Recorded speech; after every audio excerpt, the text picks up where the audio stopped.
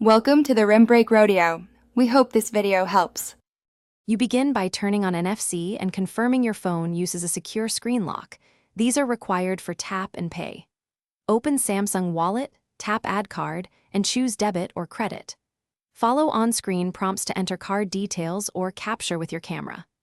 Once done, verify with your bank using the SMS code, banking app, or ID verification so the card becomes active for contactless payments.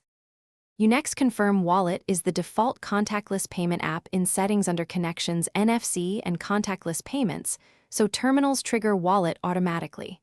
Make sure your card shows active inside the app, then place the back of your phone near the payment terminal's reader just like a card.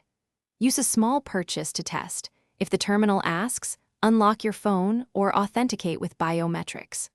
Once done, the receipt proves the process worked, and you're ready for normal use. You finish by removing any old cards and setting your preferred card as the default for quick taps. If a payment fails, first restart NFC and reopen Samsung Wallet. Make sure the phone screen is on and unlocked. If problems continue, clear Wallet cache or re-add the card after repeating bank verification. Once done, contact your bank for declines, since they often block tokens. This step resolves most remaining issues and restores tap and pay functionality quickly. Thanks for watching. Consider subscribing if we helped you.